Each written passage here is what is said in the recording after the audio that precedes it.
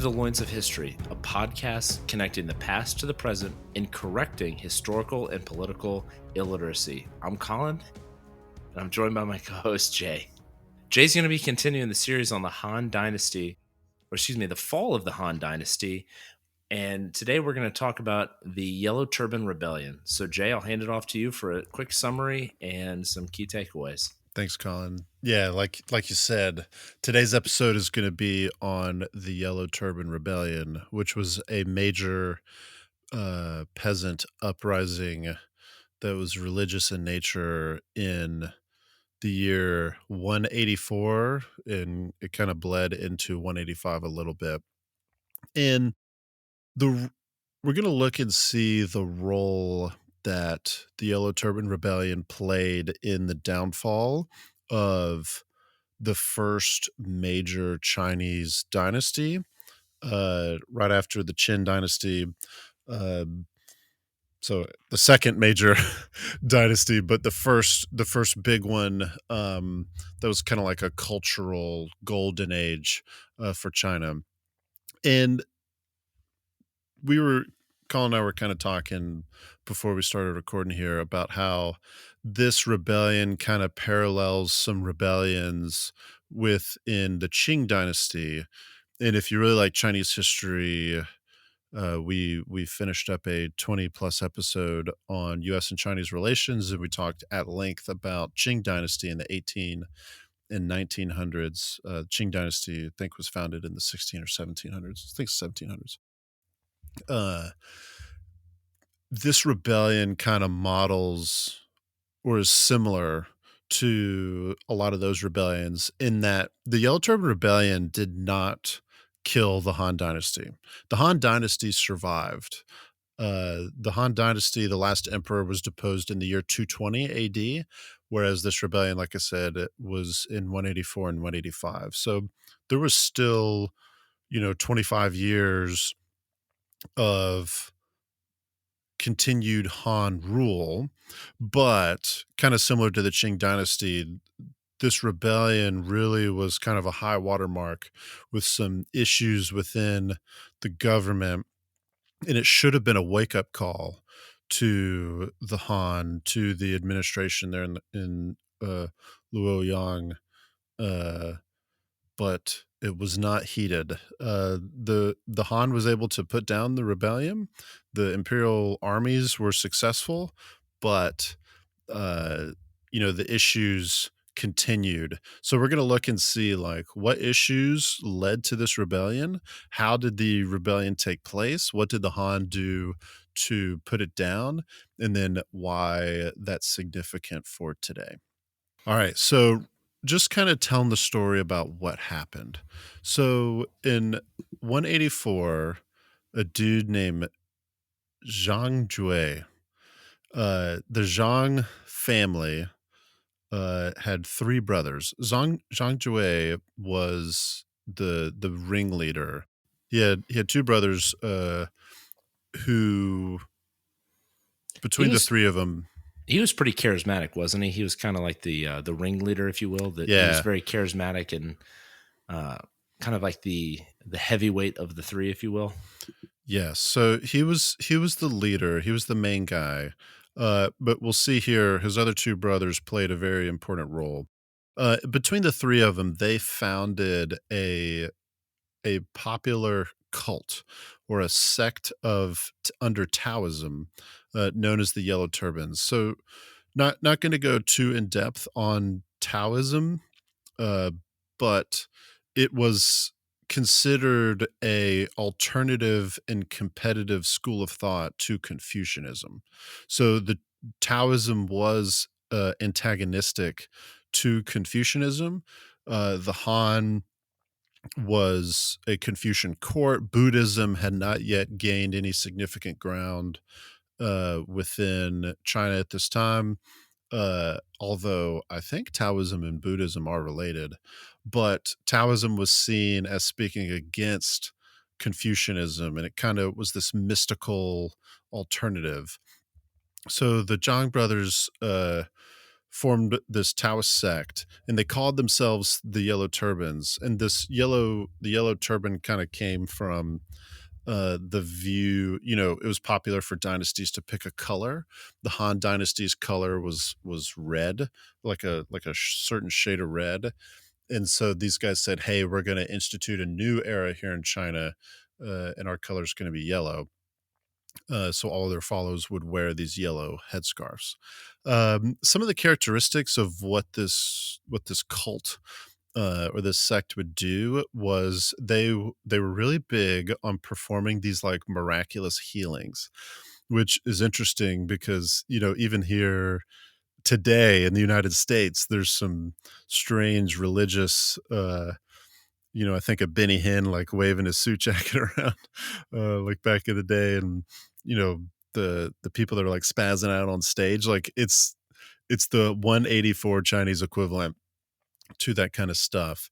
Uh, and through the healing, if you remember in our last episode, there were several plagues related to the Antonine Plague, disease going back and forth across the Silk Road. A lot of these peasants would um, get sick, their family would die, and they were really looking to anything because the Han and the local administrators were not really helping out at all. So this faith healing was a huge part of their sect. Did the average Chinese farmer, peasant, whatever, look to see this faith healing as kind of a new mandate? Like we've talked about that mandate of heaven being Uh, shifted around. And did they see yeah. this as like, oh, perhaps the current Han Dynasty has lost it, and now they're able to heal the exact problem that has come up. Perhaps the No, mandate has shifted. yeah, dude, you nailed it. It's we talked about in our last episode, the Yellow River had just had a major flood. Tons of people were displaced. There's all these diseases. Uh, in the more like fictional, not entirely sure if this happened, but there were like eclipse, solar eclipses with earthquakes. And then you have these guys, these Zhang brothers, who can um do these miraculous healings, and it's like, yes, we have the authority, we now have the mandate, you should follow us, and we're going to institute a new reign here in China. So you're exactly right. um one of the things that Zhang Jue did was he was kind of a mastermind plotter. So he was not just like this Martin Luther King Jr. figure where he was like, "Oh, I'm here to preach change, but He I was have more no like a intention David of running the Jones. show."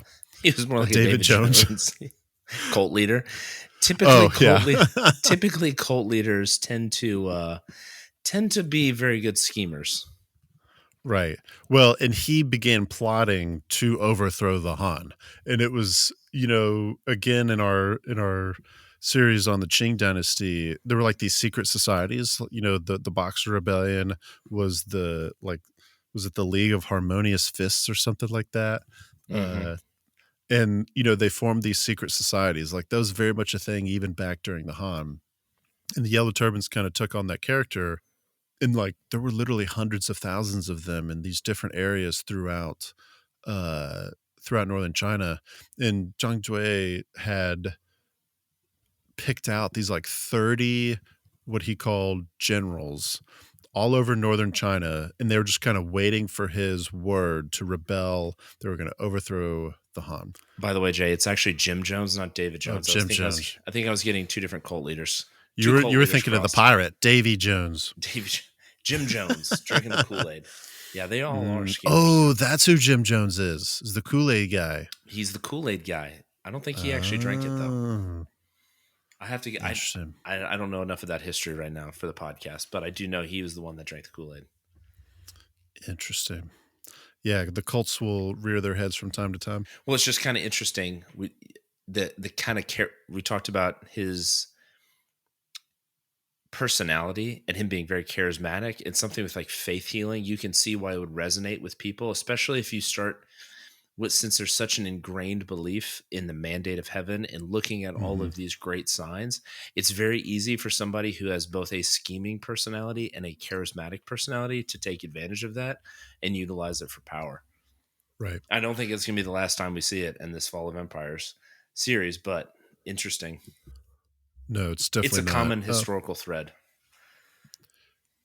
Yeah, so, um, this might sound familiar to you, Colin, but the book, one of the books that Zhang Jue, quote unquote, preached from was called Crucial Keys to the Way of Peace, which in Mandarin is pronounced Taiping Yao Shu.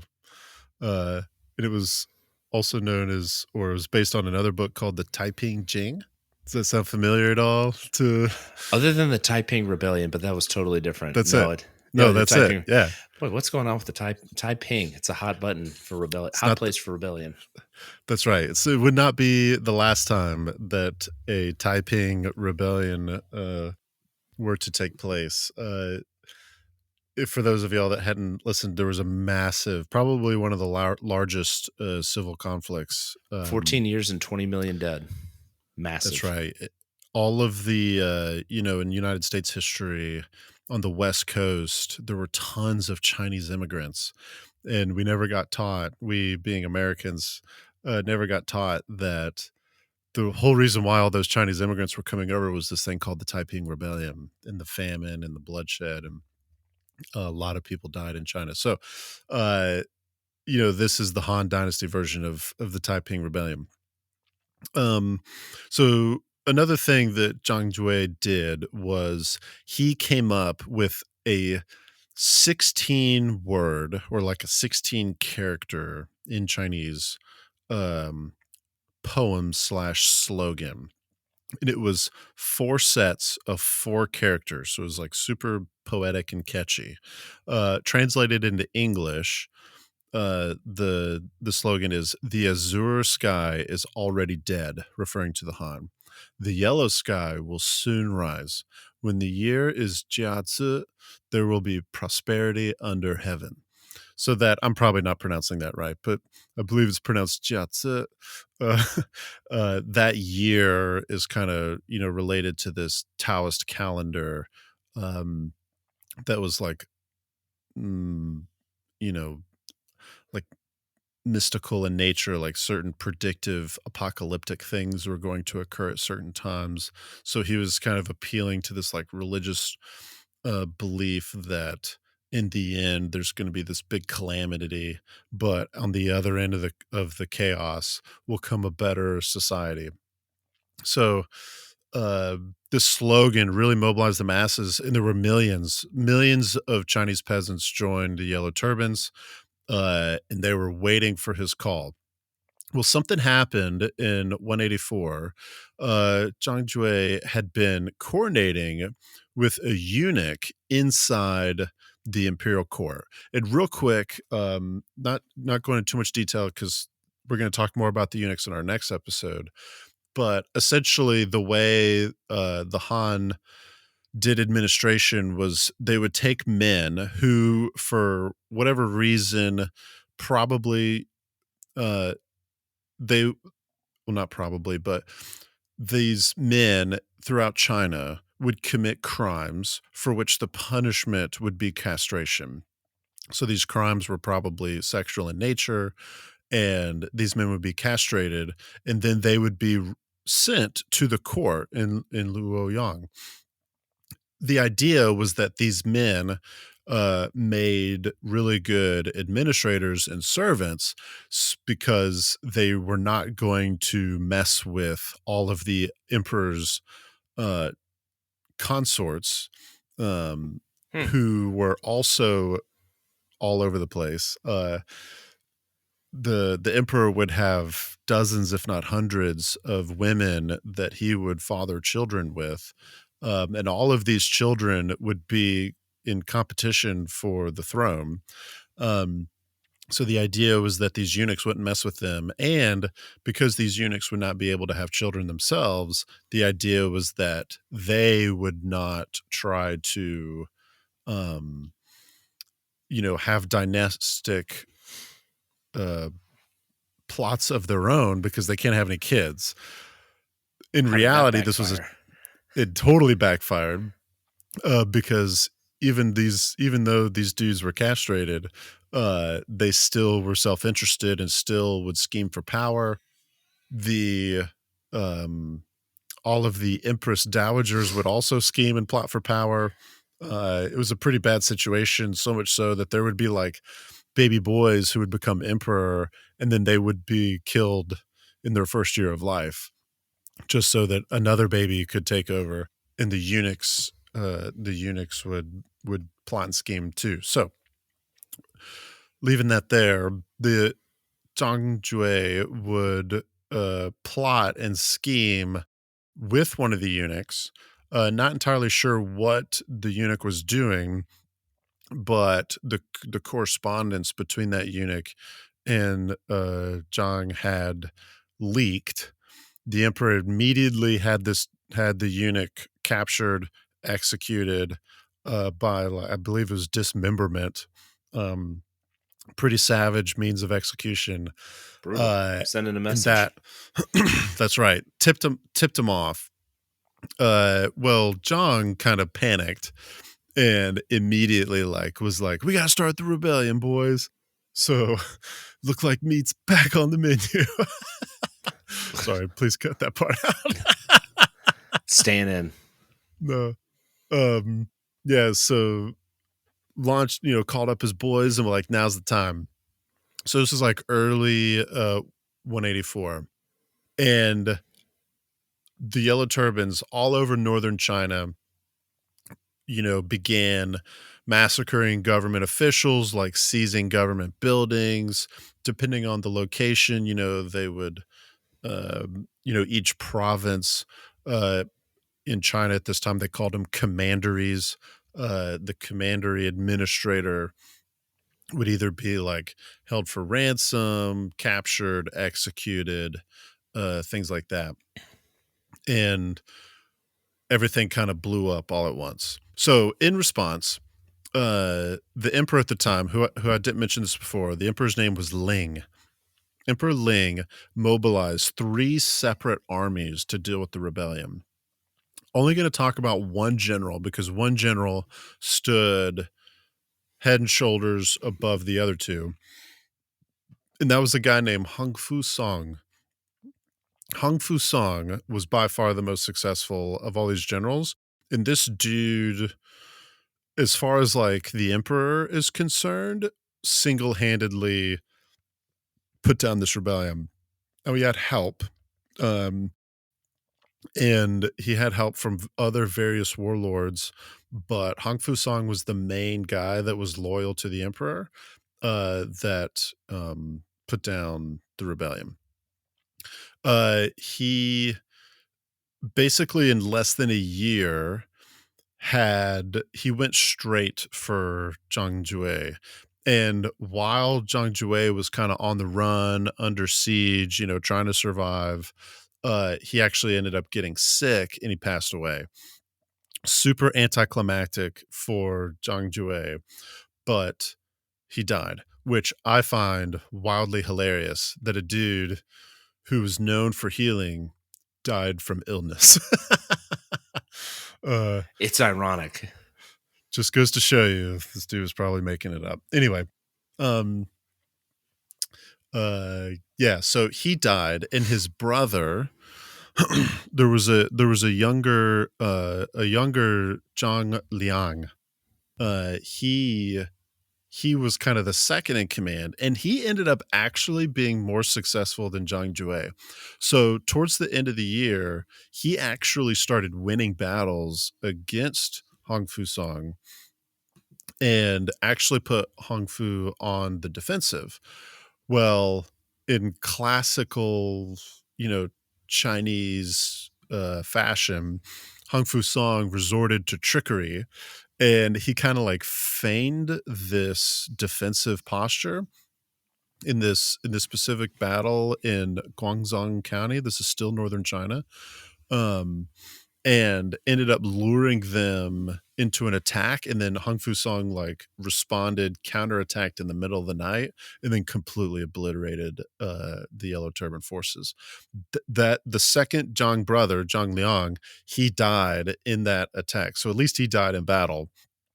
Uh, After that battle, so this was close to where Zhang Jue had died from illness, and they had buried him. It kind of, gave him this tomb. Uh, it was very much common for Chinese, you know, authorities to be given a lot of pomp and circumstance when they died, and their tombs were still very visible. And Hong Fu Song, like, ended up ordering his troops to dig up Zhang Jue's grave, cut his head off, and then send his head back to the imperial court where they put him on the walls uh, of the city walls back in Luoyang.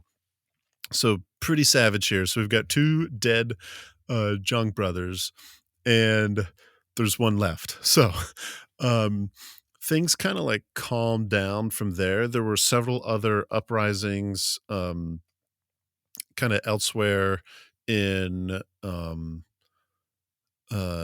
in northern China. The last Zhang brother, Zhang Bao, he only made it to January of the year 185. Nothing really special happened with him. He ended up just getting killed by Han forces, again by Hong Fu Song and another guy. Um, More or less hunted him down, and he didn't put up that much of a resistance. However, even though the three Zhang brothers, the leader of this rebellion, all died within a year, the idea, and this is kind of important as we move on to like more existential questions here, but the idea of the Yellow Turbans didn't die for like another 20 years. There were continued Yellow Turban minor warlords that continued to fight for the cause, uh, continued to recruit soldiers, and not recruit a small number. Like there were some warlords were able to field, you know, 15 years after the fact, Yellow Turban armies ranging in the hundreds of thousands of troops, and they caused a lot of problems elsewhere. But the main uprising was about 2 million Yellow Turbans. So there would be, in the hundreds of thousands. So the main thing was gone, but the idea remained. W- Uh, Go ahead. why that's interesting. Like, why did this idea, or how did the Yellow Turbans persist? For, they just got wiped out. The three primary leaders were killed in battle. Yeah, Like, how did that persist? Or why did it yeah, persist? Or I guess both. yeah. I and this is one of our key takeaways here. The reason why the Han fell fundamentally was because the Han were they didn't fix their poor governance, and the people had had enough. And authority and power specifically transferred from the Han to other people. We can throw a spiritual label on that, the mandate of heaven, but the more fundamental and pragmatic reality is the idea of the Yellow Turbans persisted because the idea that the time of the Han has ended was alive and well. And because people were so fed up with the corruption, they were so fed up with, how they interpreted things like disease in the Yellow River, destroying their homes and villages. They desperately wanted change, and they were convinced that the way they had to change things was to get rid of the Han. So the last thing here, kind of talking about the aftermath before we move into what role it contributed to the fall of the Han. In 185, at the end of the rebellion, three things. Large swaths of northern China had been completely devastated. 2 million people being slaughtered, does something to your economy in Hmm. 184. I think one conservative historian estimate is that the total number of people under Han Chinese rule at this time was about 60 million. Just for context, within the Roman Empire at this exact same time period was about 56 million. So slightly larger, but roughly the same as in terms of sheer population as the Roman Empire. 2 million people is no small amount. Like No, uh that would be the equivalent, rough math off the top of my head here, a large size city just being gone. yeah, that would be, let's see here, 60 to 40. Geez, I don't know. I'm gonna have to cut this part out. What are you trying to the figure? Like the percentage of it? There'd be like 10 million people in the United States dying in a year. Mm, You know what I mean? Like yeah. the same percentage of people that No, has a massive it'd be impact. closer to 15 to 20 million. Yeah, like that is a ridiculously large number of, people dying, and, that just completely devastates the local economy. You've got fields, a lot of these people were peasants, so, like, you've got agriculture, you have farms, you have fields. They're just like they're nobody's tilling them. Nobody's doing anything. Uh, entire villages just disappearing, uh, because all the men got killed in this battle. So the large swaths of northern China were devastated. Um, Total casualties are unknown. There's actually not that many sources, and one of the main sources is from like 1,000 years after the fact. Um, but estimates are somewhere like in the like I said, in the hundreds of thousands of people. So um, that's the second thing. Third thing, the one of the main aftermaths of the Yellow Turban Rebellion is that in order to fight the Yellow Turban Rebellion, the emperor called on several regional warlords to fight. Mm, So in kind of telling the story here, I only mentioned Hong Fu Song and the three armies, and they definitely played the main role. But in a part of that and fighting with imperial forces were like the local regional warlords who also fielded these armies, also contributed to putting down the rebellion elsewhere.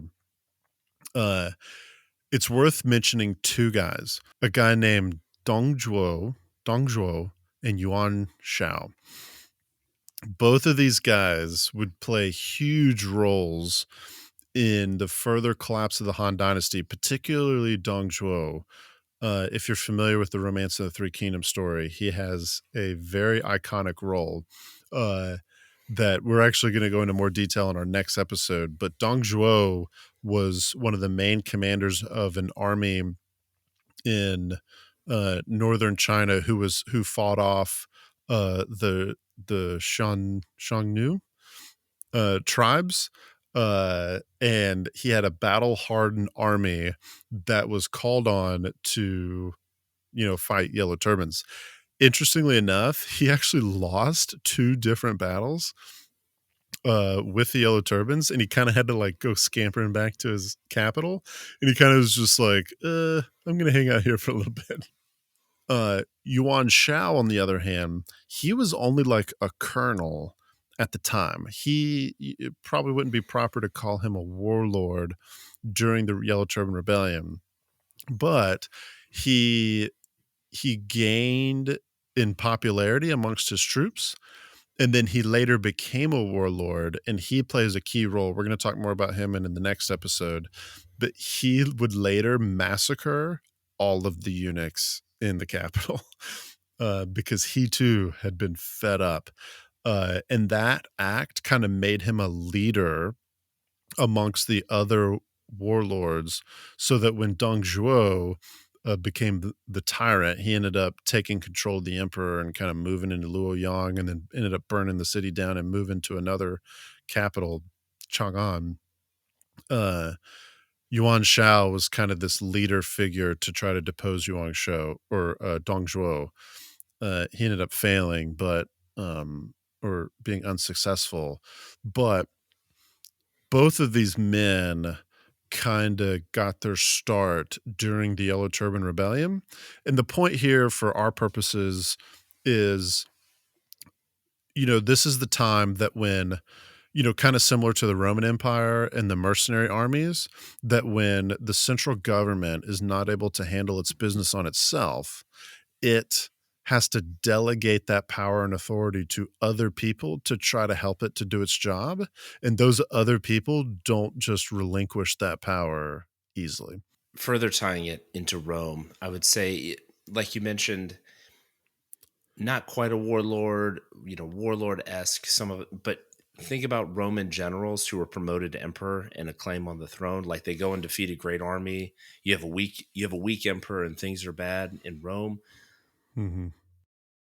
Declare your general an emperor. And suddenly you have civil war and strife. And, I think that's a great point. It's just really fascinating as I listen to you go through this, like how similar the Han Dynasty was to Rome in that it was extremely powerful. But even the fall, like the Antonine Plague, obviously hit them pretty badly. They lost a huge population. There was rebellions and civil strife. There was corruption within the government that I think you'll get into next week more, but Yeah. corruption that had begun festering throughout the emperor and created a lot of discontent amongst some of the more, we'll call them warrior class.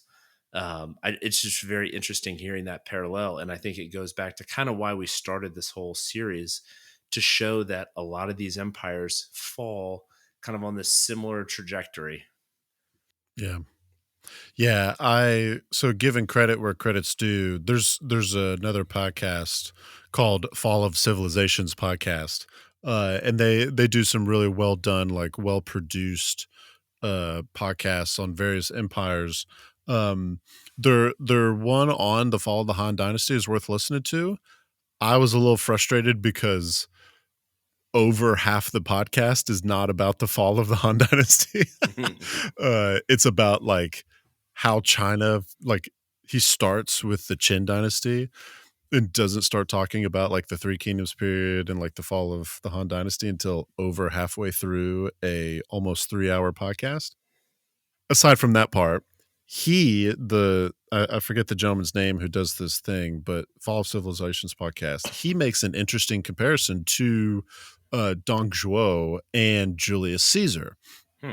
And I think he's onto something because the point that I'd like to make here now is like I think we can begin to build a principle in this podcast series that when a society, when a government encounters issues and they look to one person to save them, that fundamentally changes that society in a way that might be really helpful at the time, but you're kind of sowing the seeds for its own destruction in the future. And it's just a question of how much longer is it going to last when you ask for the dictator. Both Julius Caesar and Dong Zhuo became the dictator. Dong Zhuo, and both of them were assassinated in their rule. Like I said, the principle still stands that when you give that power to one person, it usually doesn't go well.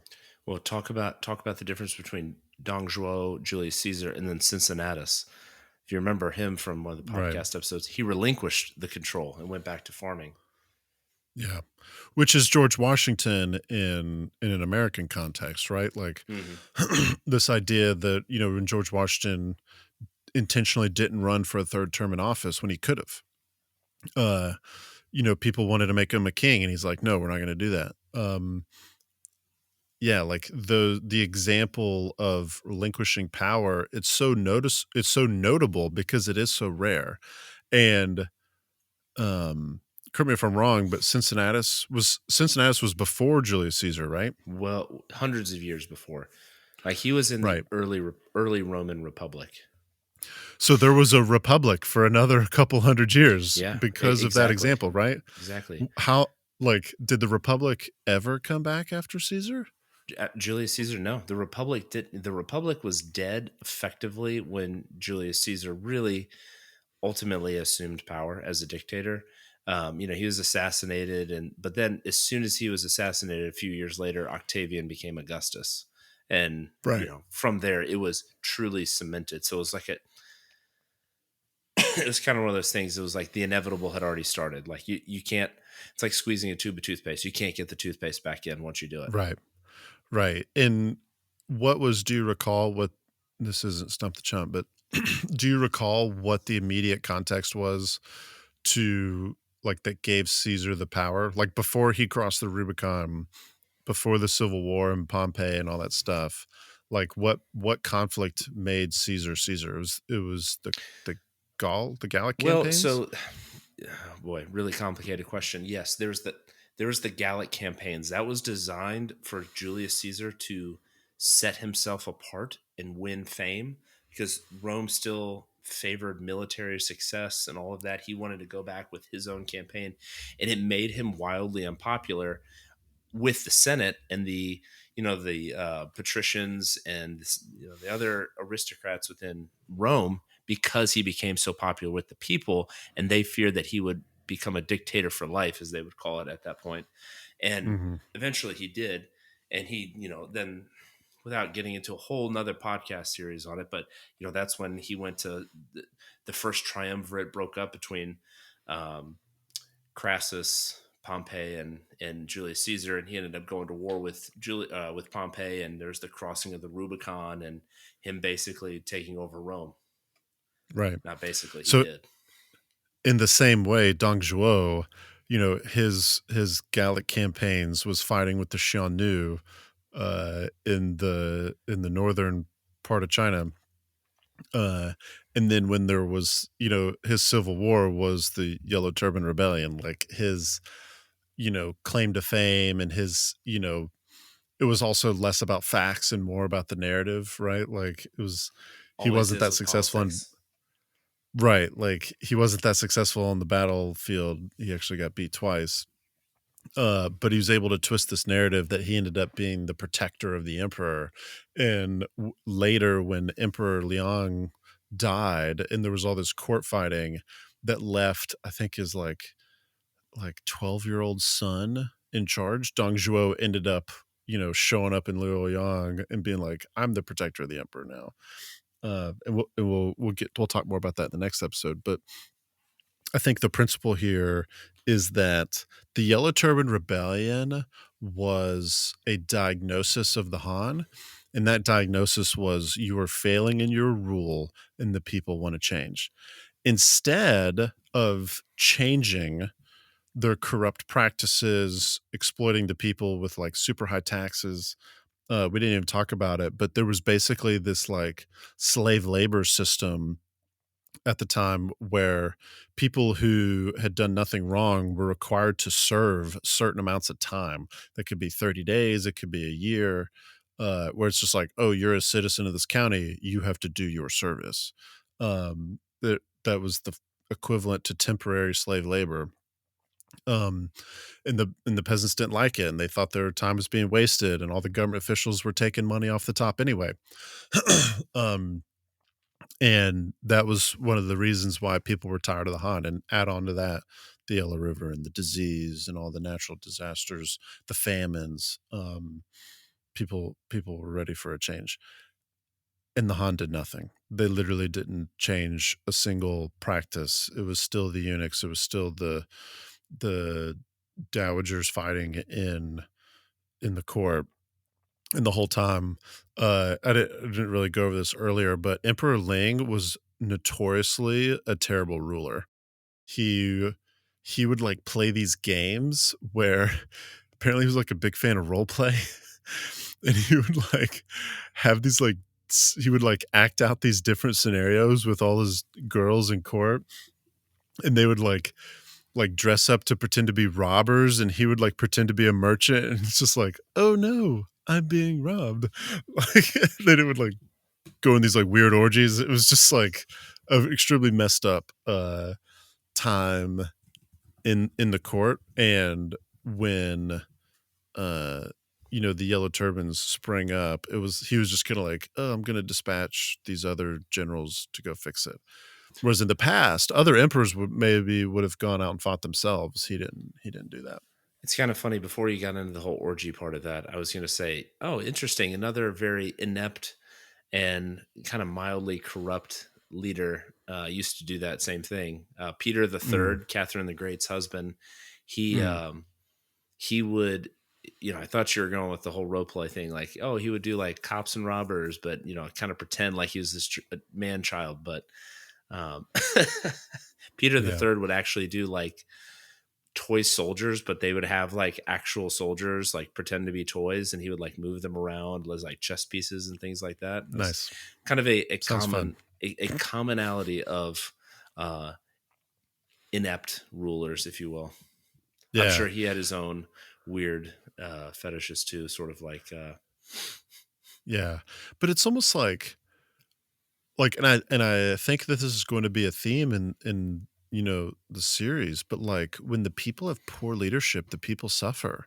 And when the leadership is too concerned with child's play or sexual deviancy, um, you know, the nation suffers.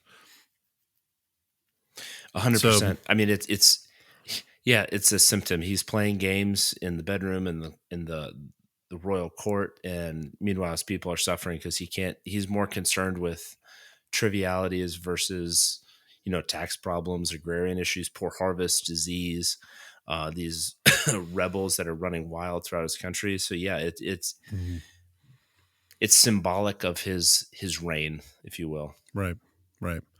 So So one of the main ideas I want to talk about before we move into more like application, we see here in what the Yellow Turban Rebellion did for the Han was it presented an alternate system. The system consisted of a political structure, the Zhang brothers, and it consisted of an alternate worldview or maybe an alternate religious system with their Taoist teachings. The principle here is that when within this society alternate systems present themselves and entrench themselves, that is an indicator that your current system is failing. Uh,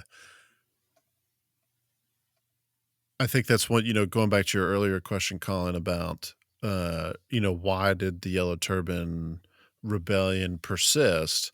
And it's like the alternate system existed.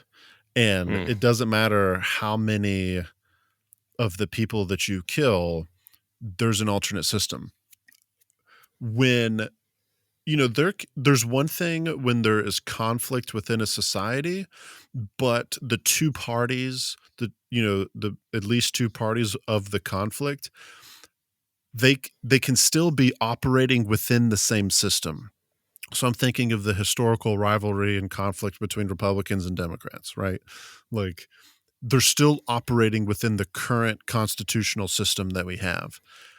It's when the alternative system presents itself and you no longer have two parties operating within the same system. You have one of the parties that is operating in a completely different system, a completely different worldview. That's when I think, leaders should look at themselves and go, oh, shoot, like this is much worse than we thought because all it takes is for the people to adhere to the competitive system. That is an irreconcilable divide between these two factions within a society. And I think that's an indicator that a civilization may be on the brink of collapse when you have these competitive systems. So kind of moving here into application, talking about destabilizing factors. You know, I mentioned we have these two competitive systems, and and how that has, a destabilizing effect. One thing, you know, thinking about the Yellow Turban Rebellion, that destabilization was got out of control. The Han could no longer manage the instability. The court was too weak. The emperor was too unconcerned. There were too many other actors who were interested and invested on destabilization. Destabilization was in their best interest, and the instability got out of control. I think this is important for us to note today that like, when I think about January 6th, at a minimum, January 6th was on some level a destabilizing event. Never before have we had a large mass of people break into the US Capitol building. Regardless of what your opinion is on whether it was justified or not, the objective observation is that people broke into the US Capitol building. Like, that is destabilizing at a minimum. Whether or not you think the destabilization was good, it was destabilizing, right? I think we're fortunate in that our political system, though flawed, is still strong enough to have been able to take that instability and manage it and get it back under control, right? There's still issues, right? Like, there's still, um, there's a whole group of Americans that think and believe that what occurred on January 6th was a good thing, like fundamentally, like that it was good that it occurred. Then there's a whole nother category of Americans that um believe that it was an insurrection and that it was, all these different things, that we should put them all in jail, like blah blah blah. Like, the factors are still there, and I think it shows us that our political system is still strong enough to be able to manage that instability. Yellow Turban Rebellion and the Han, things got out of control. Uh, it was, the Han, like I said, still lasted for another 25 years, but the the the avalanche had begun and there was no going back. So kind of thinking about the destabilizing factors and what role that plays, I think there's a lot of application there for, similar things here in the United States and the West. Never discount the loss of the mandate of heaven. It's embedded in their psyche. Once they perceive that it's gone, it's almost impossible to get back, it seems. Yeah. Legitimacy. Man, Colin, it's like you read my notes. That was my next point. um, I This is a good time to bring up legitimacy. So thanks, Colin, for doing that. Um, I believe this is not, you'll probably find better definitions of political legitimacy out there, but I think it's a measure of the belief and confidence that people have in their government, right? Um, Even though the Han Dynasty was successful in putting down the rebellion, they were losing their legitimacy. The legitimacy was going down next to nothing. It only had 25 years left of legitimacy in the minds of the people. Um, Legitimacy is a thing, and I think it's a thing that we here in the United States would be wise to not take for granted. You know, we were all kind of raised in this educational system that um you know millennials and Gen X and boomers, we all kind of took the the goodness of our current political system for granted, like it was, that's what it was. Whereas I think we're seeing now in younger generations like Gen Z, we're seeing like a lot of questioning on the fundamental assumptions of our government system, and that legitimacy is being eroded. How much longer that can last, I don't know, But if we say that legitimacy is a measure of the belief and confidence that the people have in their government, uh, if we say things like the U.S. Constitution is flawed because the founders, it's an inherently systematically racist thing, right? Therefore, it needs to be done away with. That is an indicator uh, that there are suggestions that we need to have a competitive and alternative system, right? The current system isn't working. We need a different system. That's how civilizations collapse. Mm. Not to go too crazy on the systematic racism part, because there's It's obviously just a an lot example. It's of just a other hot button. factors. It's a hot button. But like it's a thing. Like it is a factor. Like No, well, you're it is right. we would be unwise to just disregard and say like, that's the minority of people. Like it may very well be the minority of people, but the Zhang brothers started out being the minority of people. Even the Yellow Turban Rebellion was the minority of people. And Hmm. like I said, like these destabilizing factors can get out of control really fast. So one last and final point here, and that is on the topic of power. Uh, and this is kind of why what I took away from studying like Zhang Jue, Yuan Shao, all of the other regional warlords. Um, the decentralization of power, like the distribution of power, it can have a stabilizing effect, but in other situations and circumstances, it can have a destabilizing effect. And again, I think the key difference between those two things are, do those different foundations of power, or put another way, those power brokers, are they operating within the same system, or are they bringing about a different system? And go ahead. I was going to say, I think your power, legitimacy, and legitimacy grants power authority. So Mm, if you have legitimacy and you are in power, you have the authority to exercise that power over a group of people. But if you lose the legitimacy, suddenly that authority begins to be stripped from you and you're no longer able to exercise power justly in the eyes of those people. So then that's when you start to get rebellions. That's when you start, and it becomes like a cycle.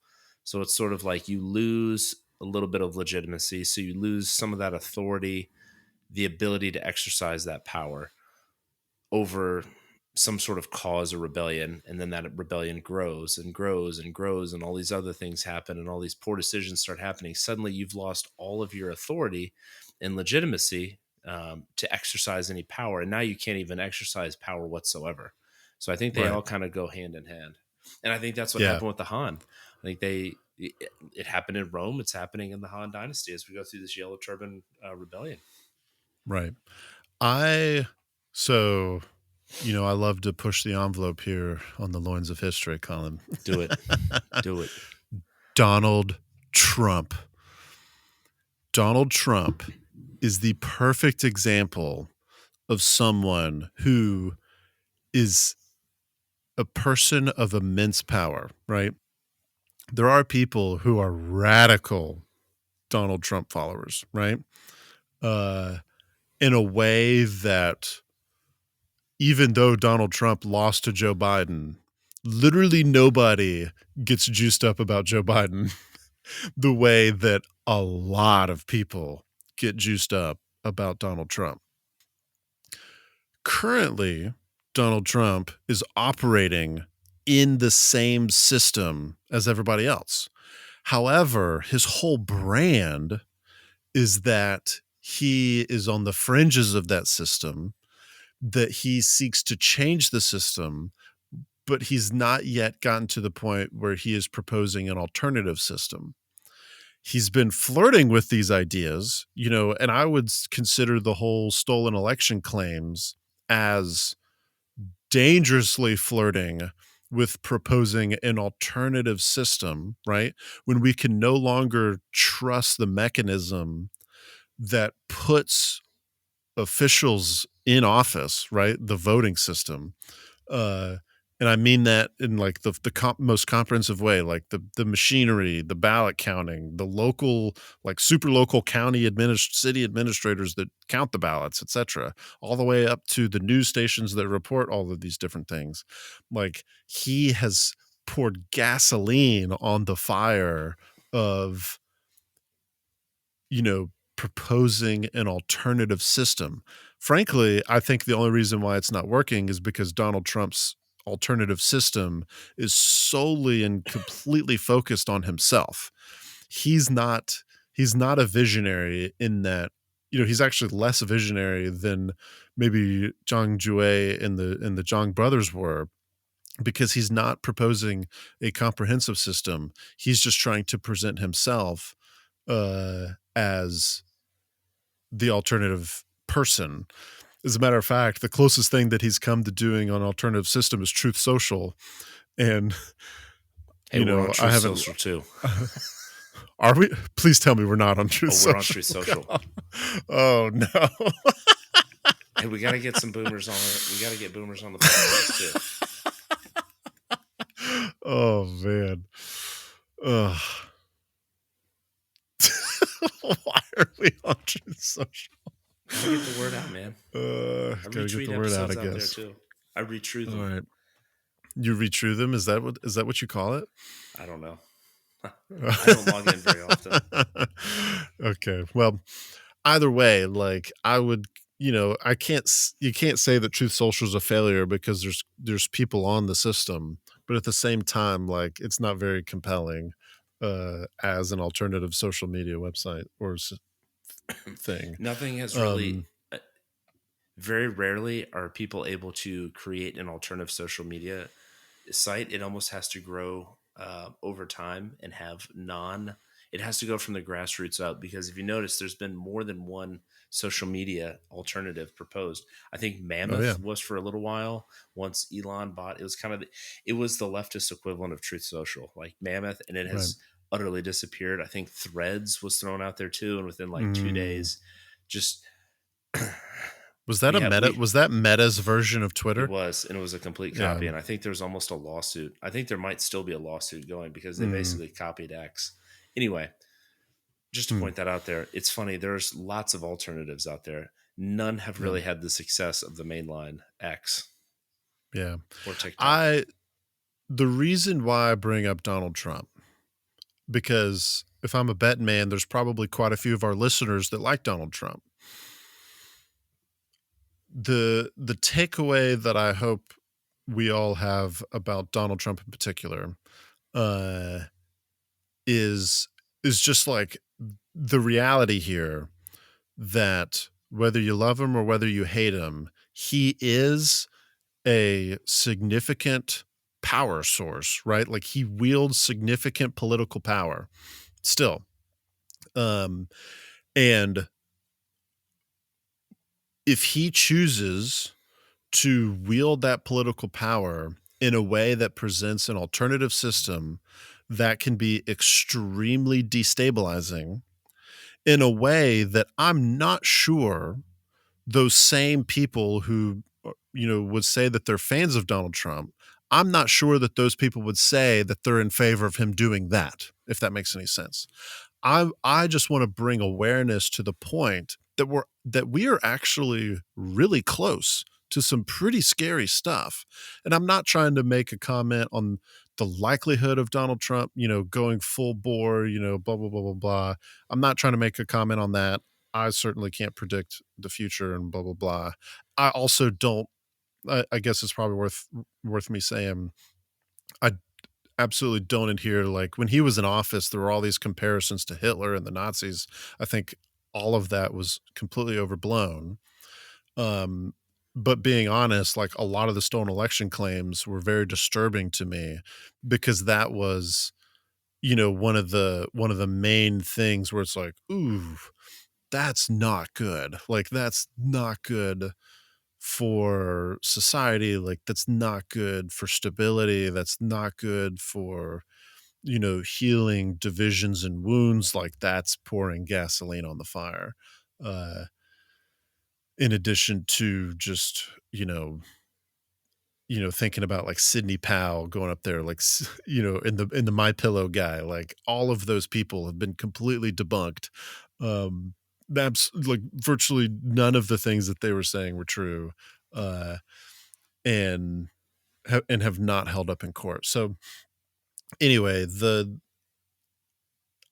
that is an example of when you have competitive power brokers, they can have destabilizing effects on society. We saw this with the Yellow Turbans. We saw this with Zhang Jue. I think we're going to continue to see this over and over again in our Fall of Civilizations series. Well, as we said, we do like to correct political illiteracy as well. So I do.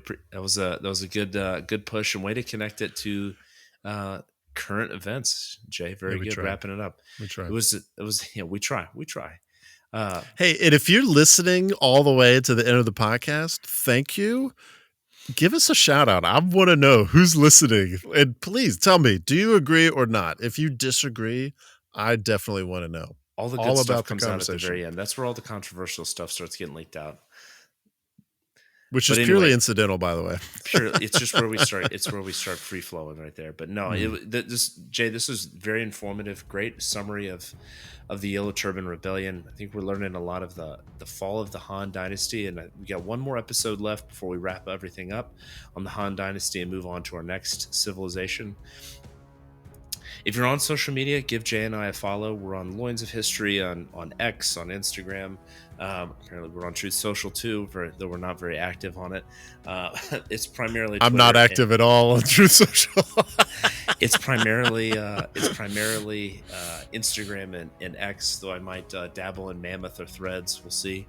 Um, but yeah, give us a shout out as well. You can contact us via Gmail or direct message us via social media. We love having listeners reach out to us and give us your feedback. We've had a few listeners do that before in the past, and we do appreciate it. If you give us a 5-star rating and a comment, we'll give you a shout out. Or if you have some feedback and you're listening all the way to the end, we do appreciate it as well. So uh, go ahead and give us that 5-star review. It helps the algorithm, and then write a little review for us. We do appreciate constructive criticism, and we'll give you a shout out at the end of the episode as well, or maybe the beginning now, so we make sure we get everybody to hear it. So with that, thank you, and thank you for listening to the Loins of History.